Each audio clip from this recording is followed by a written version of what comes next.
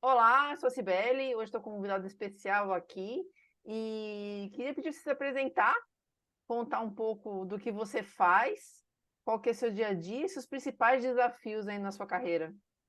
Boa noite, Cibele. É um prazer sempre estar contigo. Meu nome é David Silva, eu me apresento como estrategista de marketing e eu trabalho, né, provendo soluções na área de marketing digital, mais especificamente, tanto para empresas quanto para candidatos que disputam eleições. E hoje, qual que é o seu principal desafio quando a gente pensa em eleições, por exemplo? Que a gente está numa época aqui que tá próxima aí de eleições. Qual que é o seu principal desafio com os candidatos? Cada, cada eleição tem a sua característica, né, Cibele? Cada momento tem o seu desafio. A gente conversava um pouquinho antes aqui do início do nosso bate-papo, e eu me lembrava que nós temos cidades onde a gente vai assessorar candidatos de oposição, que vão disputar a eleição contra candidatos de sucessão, que é como a gente chama aqueles candidatos apoiados pelo atual prefeito. Então, o prefeito que muitas vezes já foi reeleito, tem ali uma boa aprovação, está indicando o seu sucessor e nós estamos do outro lado, né, ajudando esse candidato, que é uma candidatura de oposição, enfrentando esse candidato de sucessão. Mesmo nesse cenário, há situações onde esse candidato de sucessão vem de uma administração muito bem aprovada, tem pouco voto. Tem cenário onde esse candidato vem de uma situação de administração reprovada pela população, pela maioria da população, mas tem uma determinada quantia de votos. Por outro lado, você também tem situações onde o prefeito vai disputar a reeleição tendo uma ótima aprovação e assim sucessivamente. Então, ele vai para o processo eleitoral pensando não só nas consequências da disputa eleitoral para a eleição de 2024, mas dependendo da maneira como ele se posiciona e dependendo das escolhas que ele faz, isso vai ter um impacto nas eleições de 2026 e nas eleições de 2028, né? Então, cada eleição tem a sua característica. Claro que, em se tratando de desafios, de uma forma mais genérica, a eleição ela representa talvez uma das aplicações mais complexas para o marketing, né? Seja porque nós estamos tratando de um produto que as pessoas têm baixo envolvimento para poder fazer a tomada de decisão. Nós sabemos que, infelizmente, as pessoas ainda têm pouco interesse na questão política, não é um assunto que desperta tanto interesse do eleitorado, e não bastasse toda essa complexidade do pouco interesse, nós temos um período para poder fazer a campanha propriamente dita, que é o esforço de comunicação que a gente faz para influenciar a preferência do eleitor, que é absolutamente curto, né? Já era curto quando a gente tinha só 90 dias. Com as mudanças da legislação na última década, agora a gente tem 45 dias, né, que é um tempo bastante exíguo. Não bastasse isso, a gente ainda tem uma série de limitações, de regras e de impedimentos. Como eu trabalho nos dois mercados, quando você vai trabalhar com uma empresa, você tem uma série de recursos de comunicação que a gente sabe que funciona, que diminui a fricção, que faz a informação chegar de forma apropriada, né, até o consumidor, que na eleição, por questões relacionadas à legislação, a gente não pode utilizar, né? Então, além de todo esse contexto delicado que a gente enfrenta, você ainda tem uma série de restrições que só se aplicam ao cenário eleitoral, o que vai exigir ainda mais, né, dos candidatos que vão disputar a eleição, uma capacidade, uma criatividade, né, para superar esse desinteresse, o tempo curto de campanha e as inúmeras restrições às quais os candidatos estão sujeitos, né? Então, como eu coloquei aqui, em poucas palavras, um cenário bastante desafiador. Bastante mesmo. E como a gente estava conversando antes aqui de começar a gravar, você me falou que vocês usam bastante pesquisa qual e quant, e você usa ciência comportamental, que inclui neuromarketing também, para esse tipo de serviço que você presta, tanto para indústrias quanto para candidatos políticos? Com certeza. Você sabe, né? Eu sou seu colega de área, né? Eu acabei de concluir uma especialização na Unifesp sobre neurociência, e a gente sabe que nessa área, como em todas as outras, né? O duro da gente começar a aprender é que quanto mais você estuda, mais você descobre que não sabe nada, que tem muita coisa para aprender, né? Que nós vamos passar a vida inteira aqui tentando decifrar, né, todos os enigmas do funcionamento da mente e fatalmente não vamos conseguir. Agora, a gente tenta, né? A gente tenta baseado nos últimos achados, nas últimas descobertas, a gente tenta organizar e estruturar toda a estratégia de atuação, Sibeli, se valendo desses conhecimentos que a gente tem do funcionamento do nosso sistema nervoso, né? Ou seja, vídeos mais curtos, mensagens muito impactantes, levar em consideração os aspectos inconscientes, por exemplo, como o sentimento de vitória, né? Eu me lembro aqui de um dos papos que a gente teve recentemente, numa live que a gente fez. Você me relembrou um dado que é trazido por um grande autor na nossa área de neuromarketing, que é o fato de que as pessoas têm 2,3 vezes mais medo de perder do que vontade de ganhar as eleições. Então, diante de todos esses aspectos e de todas essas variáveis, hoje a gente sabe que não é só o bom argumento, a boa retórica, e especialmente, não é só aquilo que as pessoas declaram que deve ser levado em consideração na hora de você formular uma estratégia eleitoral. É preciso ir muito além disso, até porque há inúmeras situações onde as pessoas declaram uma coisa, mas na hora de se comportar, elas se comportam de forma totalmente diferente. Isso vale para a nossa vida cotidiana. Nós estamos aqui já no dia 28 de março. Eu confesso para você que eu virei o ano dizendo que esse ano eu ia comer pouco, que eu ia me exercitar muito, né, e que eu ia deixar a vida sedentária de lado.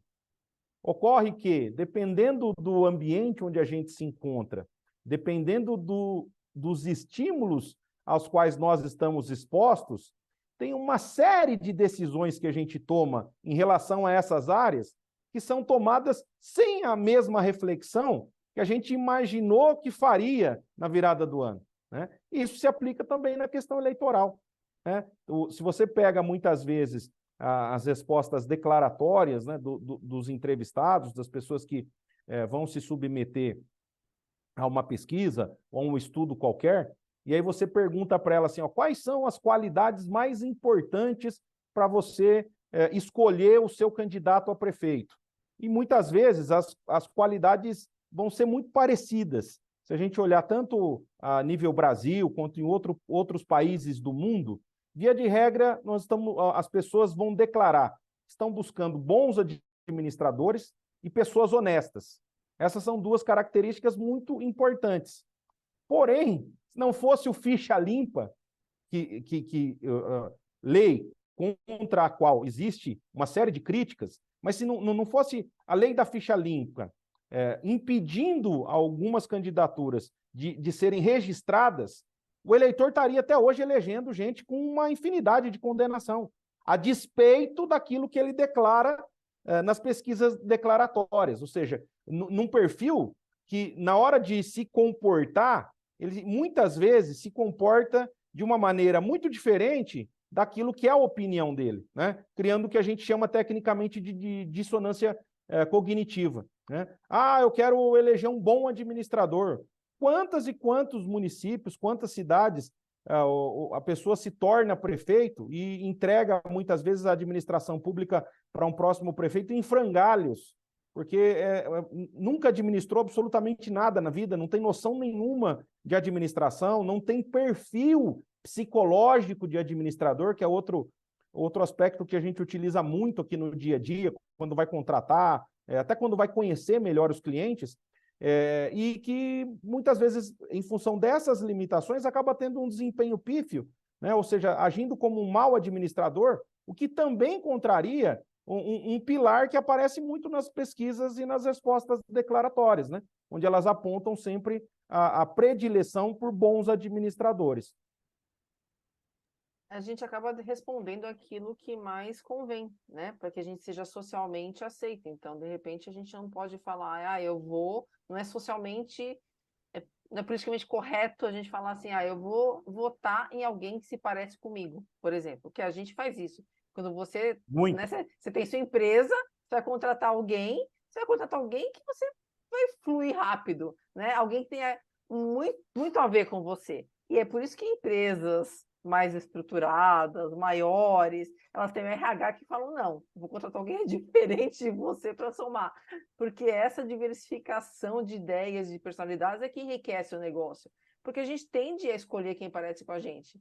Então, é muito mais fácil eu declarar numa pesquisa o que é politicamente correto, o que me faz fazer parte daquele bando e ser mais aceita, até que seja por uma entrevistadora, do que eu declarar efetivamente o que eu acho e ser julgada. E a gente não quer ser julgado, a gente não quer ser colocado em xeque, né? Então a gente simplesmente declara uma coisa e faz outra. É por isso que muitas vezes a gente vê que nada contra as pesquisas tradicionais, até porque você trabalha com elas, elas são super válidas, mas se a gente levar a ferro e fogo atributos, como a gente estava falando anteriormente, características, simplesmente do lado racional dos entrevistados, a gente pode cometer erros grotescos. Eu faço muito estudo para candidatos políticos e muitas vezes, assim, o briefing vem, porque as pessoas, via de regra, preferem a pessoa, vamos dizer, vestida de preto, como o David está. E na hora que a gente faz o teste, né? Estou falando um exemplo bem, bem simples aqui. A gente faz o teste do David vestido de preto, ou de azul, ou de verde. O de verde ganha. E a gente está captando respostas biológicas, ou seja, que são as respostas inconscientes que vão fazer com que isso que vai fazer com que o cara vote ali na urna, que é o David de verde, não o David de preto, né? E por quê? Porque talvez preto seja alguma coisa que naquele momento ali daquele debate ou socialmente seja mais politicamente correto as pessoas escolherem. E quando a gente faz essas validações com neuromarketing e com ciência comportamental, e com todas as ciências aí que avaliam comportamentos, a gente consegue extrair verdades e a gente consegue prever efetivamente qual que é o melhor caminho e a gente consegue otimizar campanhas, lançamento de produto, um lançamento desde uma embalagem nova, de um claim, de uma campanha de TV e até de uma logo, né, David? A gente fez um estudo aí juntos, né? Eu fiz para você um estudo usando eye tracking e teste implícito para validação, para escolha da logomarca da sua empresa. Conta um pouco como é que foi esse processo, porque, enfim, ninguém melhor do que o pai da criança para contar como é que ela é. Bom, nós temos aqui hoje, né, a Rumon, uma agência de marketing digital. Nosso objetivo é aproximar, né, tanto as empresas quanto candidatos desse mundo digital, certo? O que a gente percebeu, Cibele? Que especialmente essa geração da qual eu faço parte, tem mais de 40 anos, é uma geração ligada em tecnologia, uma geração que assistiu à introdução de vários avanços tecnológicos, né? Videocassete, DVD player, vídeo on demand, vídeo streaming, né? Isso só para a gente falar na questão de vídeo, né? Teria uma série de outros avanços, né? De veículos a combustão até o veículo elétrico hoje. Então, quer dizer, é uma geração. Eu assisti tudo isso, né? Você que é mais nova, tá certo? Não, infelizmente não. Tá certo? Assistiu também, se não assistiu a tudo isso, assistiu em parte, né? Nós tivemos a oportunidade de assistir uma tecnologia surgir, se desenvolver, né? Ficar madura e entrar em declínio por várias vezes e em várias áreas. Isso cria uma necessidade de aprendizado muito grande para essa nossa geração que está acima dos 40 anos. E aí você tem uma barreira, que é uma barreira cultural, porque, veja, o cara tem uma série de outras coisas para cuidar no dia a dia, para aprender, para poder lidar, né? Tem a educação dos filhos, tem esposa, tem o trabalho convencional já do dia a dia, tem aquilo que ele já faz da forma como ele está acostumado a fazer, tá certo? E que sofre transformações diuturnamente, especialmente agora com a questão da inteligência artificial. E por eu ter trabalhado há já alguns anos na área de inovação, eu vi nisso a oportunidade de juntar essa minha experiência profissional na área de inovação com o marketing digital, que é uma paixão, e levar as empresas e os candidatos para onde a atenção do consumidor e do eleitor está nos dias de hoje, que é na internet, né? Então, a Rumon nasceu dessa perspectiva, inclusive daí que vem o nome, né? Rumon, de rumo online. E aí, como pai da criança, a gente costuma brincar, casa de ferreiro, espeto de pau, né? Tem o velho ditado.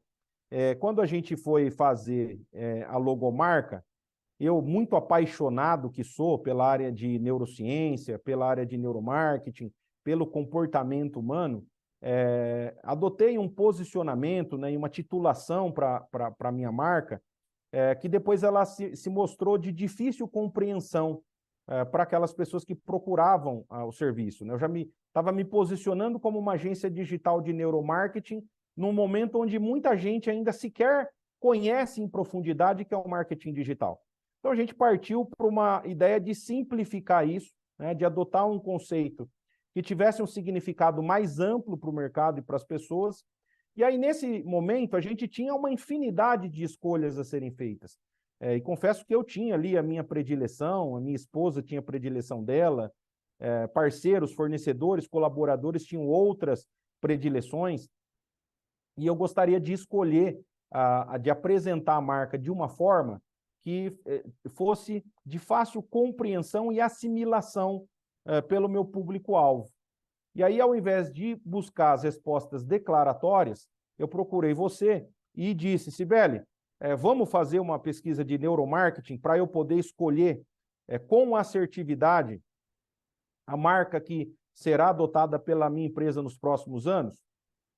E aí você, de maneira muito cuidadosa, competente, estruturou o questionário, o questionário que adotou, né, essas duas técnicas de neuromarketing, que é o eye tracking e também com o processamento de respostas implícitas, encaminhei isso, e isso é uma enorme vantagem, né, desse tipo de aplicação, que uma grande dificuldade que a gente tem no tipo de pesquisa com a qual eu trabalho com mais frequência, tá certo? Eu também sou teu parceiro, a gente também trabalha junto com pesquisa de neuromarketing, mas o meu know-how, a minha expertise está mais concentrada ainda na área das pesquisas declaratórias, né? Que hoje se divide em dois grandes grupos, que é a quantitativa, que eu costumo dizer que a gente utiliza para medir aquilo que a gente já sabe, e a pesquisa qualitativa, que a gente utiliza para descobrir aquilo que a gente não sabe. E aí essas pesquisas, elas têm uma grande desvantagem, que é o recrutamento e a seleção. Quando eu faço uma pesquisa quantitativa, para tentar diminuir o risco de eu extrair respostas enviesadas, que a gente sempre tem o risco de ter resposta enviesada, e é por isso que as pesquisas têm margens de erro calculadas e conhecidas, né, através do plano amostral. Parte dessa margem de erro também é o risco de haver um enviesamento. Então, para tentar diminuir esse risco de enviesamento, a gente precisa fazer uma seleção e precisa fazer uma abordagem muito neutra, de maneira que a pessoa que está respondendo não deduza quem é que está fazendo a pergunta, ou quem é que está patrocinando aquela investigação, né? Então, é preciso ter um cuidado muito grande, porque a gente sabe que isso pode interferir. Se eu sei quem está fazendo a pesquisa, ou se o questionário está estruturado de uma maneira que ele forneça subsídios a ponto da pessoa conseguir deduzir quem está financiando ou quem está fazendo, deixa de ser uma resposta declaratória e passa a ser uma resposta quase que adivinhatória, que a pessoa passa a elaborar a resposta em função daquilo que ela acha que o cara que está pagando a pesquisa quer ouvir, né? Especialmente se ela tiver alguma relação com essa pessoa. Isso não é muito diferente na pesquisa qualitativa. Talvez isso se torne ainda mais crítico na pesquisa qualitativa, porque na qualitativa você precisa ter uma interação muito mais profunda, né, muito mais demorada com o entrevistado. E aí a pesquisa de neuromarketing ela elimina esse risco de enviesamento quando bem realizada, Porque ainda que a pessoa queira trair a declaração, ou ainda que ela queira manipular o instrumento de medição que está ali aferindo a opinião dela, ela não consegue, porque a gente utiliza a pesquisa de neuromarketing para medir pistas biológicas, né? E não para medir pistas semânticas, né? Que é o uso das palavras. Então, nesse sentido, foi uma experiência muito rica ter utilizado a plataforma e a técnica para fazer a escolha da logo que nós estamos utilizando já há algum tempo. E me conta uma coisa que eu não te perguntei isso na ocasião. A, a logo eleita por você foi a logo que foi eleita pelo neuromarketing? Não, não. Eu Ó, a teria decepção. escolhido, eu teria escolhido, nós adotamos 3 logos, né, para poder fazer a escolha. Se eu não me engano, a logo que foi escolhida, isso é uma outra coisa também que chama muito atenção, com 98% de segurança, né? Um índice de precisão que a gente não teria em outros instrumentos que faz uso, né, da linguagem declaratória. Dentre essas 3, eu tinha escolhido a de número 2, né? E a que venceu foi a de número 3, a mais apropriada para aquilo que a gente queria. Só para quem não teve acesso aí à pesquisa, efetivamente, a gente conseguiu medir o nível de atenção para despendido em cada uma das logos, e depois a gente fez o teste implícito para ver entre as 2 escolhas qual que era a eleita. E a gente misturou, enfim, número 1 com 2, 2 com 3, 3 com 1, e assim em ordens invertidas, para que a gente conseguisse fazer esse teste não só de nível de atenção, que é muito importante, porque, enfim, você é um especialista em atenção, então você sabe que se a gente não presta atenção em alguma coisa, efetivamente a gente se passa, Sem né? atenção não há comunicação, né? A primeira É, janela que precisa ser exatamente. aberta na comunicação humana é a janela da atenção. E vamos lá, né? Se você quer ser uma marca lembrada, se você está construindo o seu branding, se a pessoa não prestou atenção nos detalhes da sua marca, se ela não sabe nem como chama a sua empresa, ela não vai lembrar de você quando ela precisar do seu serviço.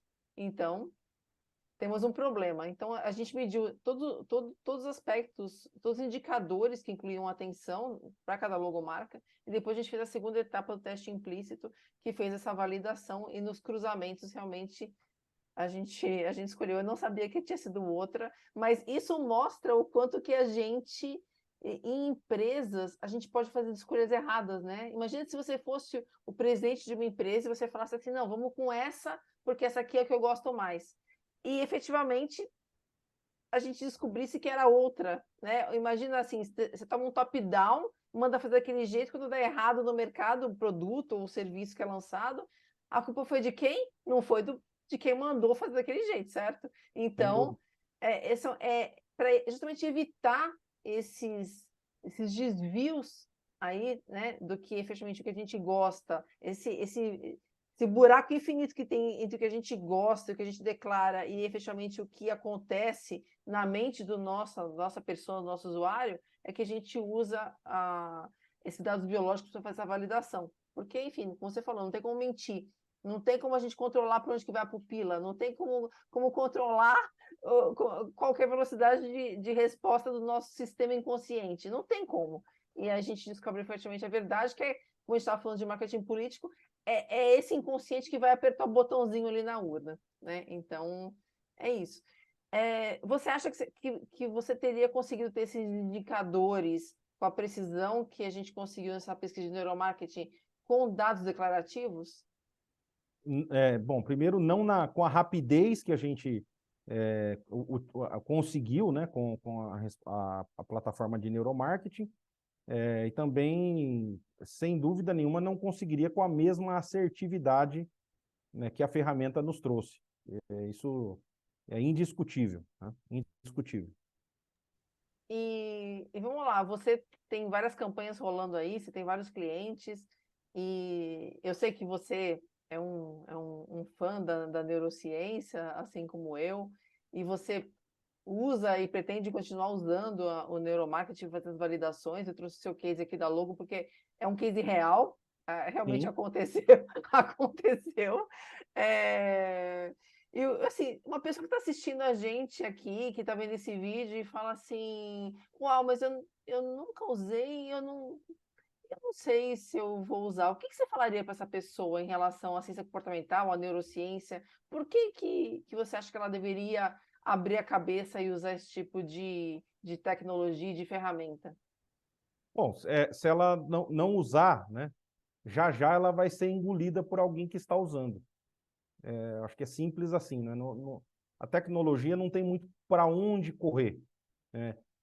Hoje em dia, a gente já está, a tecnologia só não está gerando mais resultados em diversas áreas, e a gente pode trazer como exemplo a própria inteligência artificial, porque a gente tem uma barreira cultural.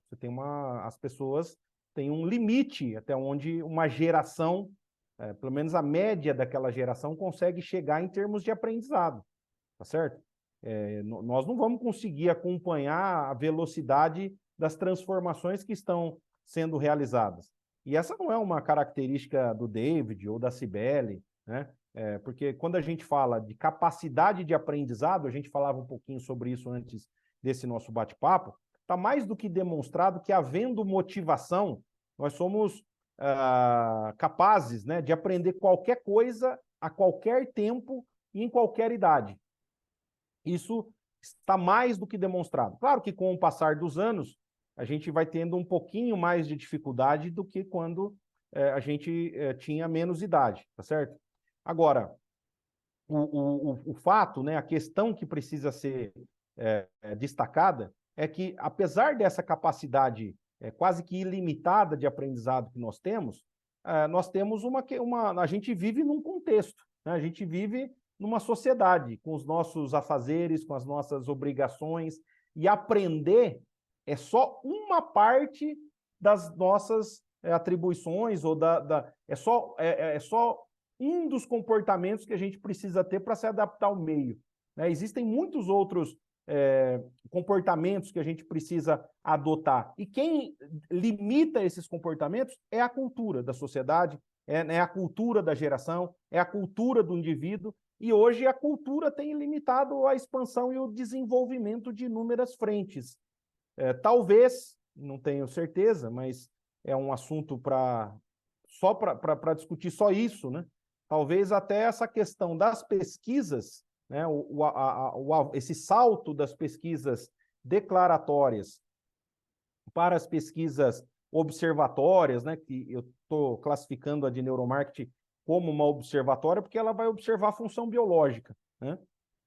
Vai, na maioria das vezes, se eu não estiver enganado, a gente, com a pesquisa de neuromarketing, eu consigo observar as reações parasimpáticas, né, do nosso sistema nervoso central. São reações que a gente pode classificar como involuntárias, quer dizer, você trouxe um exemplo aí da pupila, né?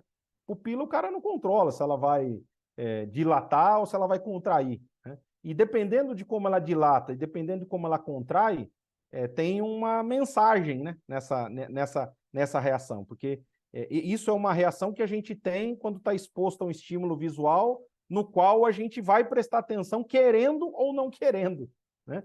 Então, você tem uma série de avanços nessas áreas e uma série de limitações a serem enfrentadas, especialmente porque você tem uma barreira cultural. Você tem que gastar muita energia para aprender. A gente sabe que o cérebro não pode e não gosta de gastar energia, né?